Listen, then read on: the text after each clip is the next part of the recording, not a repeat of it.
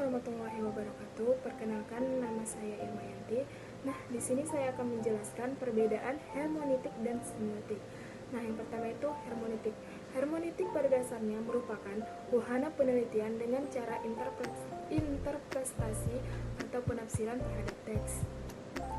Hermeneutik diambil dari kata kerja dalam bahasa Yunani hermeneuen yang berarti menafsirkan, memberi pemahaman, atau menerjemahkan. Sastra ialah sebuah metode untuk memahami teks yang diuraikan dan diperuntukkan bagi penelaah teks karya sastra.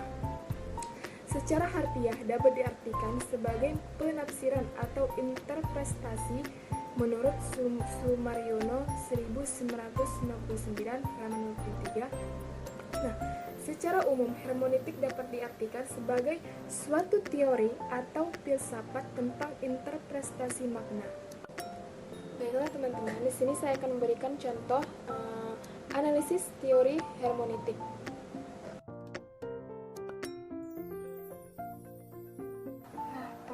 Nah teman-teman, inilah contoh analisis menggunakan teori hermeneutik. Di sini saya mengambil analisis Gurindam 12 pasal 2. Contoh analisisnya seperti ini. Pasal kedua bait pertama. Nah, teman-teman bisa lihat seperti inilah contoh analisisnya.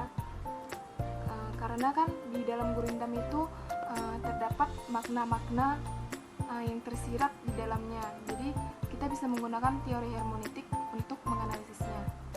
Nah, teman-teman bisa lihat seperti ini contohnya.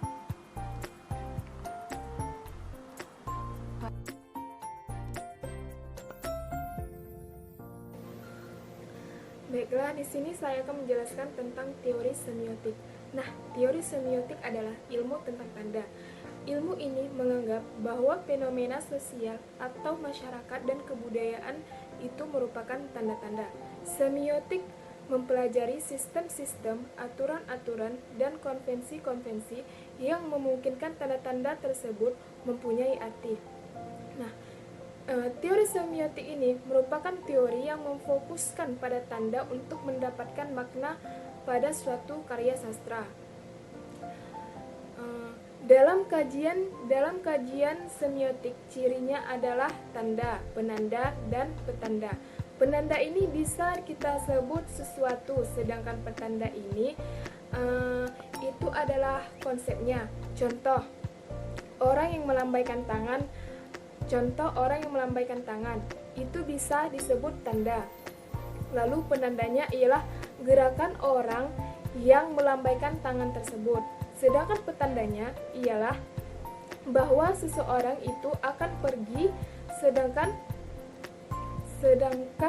hermeneutik mengkaji atau menafsirkan makna yang dianggap ambigu, belum jelas, multitafsir atau kabur. Baiklah, selanjutnya saya akan berikan contoh analisis menggunakan teori semiotik. Baiklah, teman-teman bisa lihat seperti apa contohnya.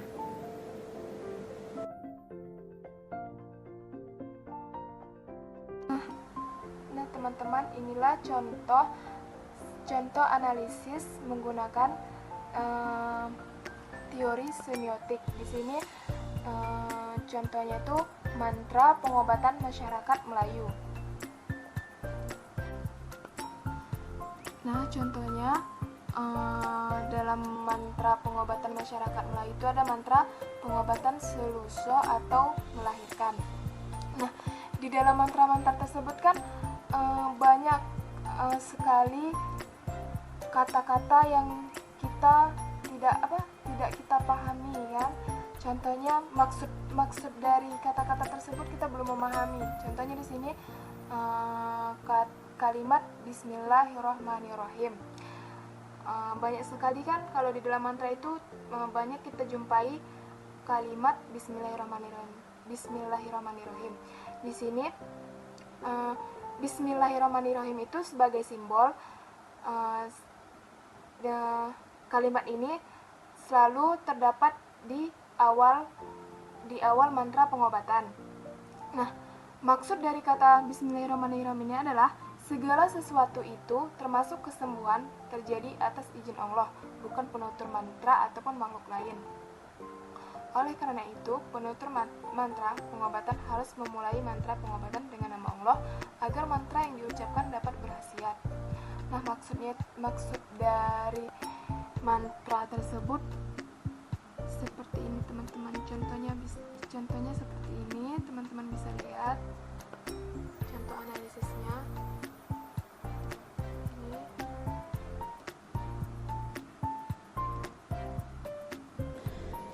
Baiklah, itulah penjelasan saya mengenai teori hermeneutik dan teori semiotik beserta contoh analisisnya. Baiklah, sampai di sini dulu video saya kali ini. Saya akhiri dengan wabillahi taufiq wa hidayah. Wassalamualaikum warahmatullahi wabarakatuh.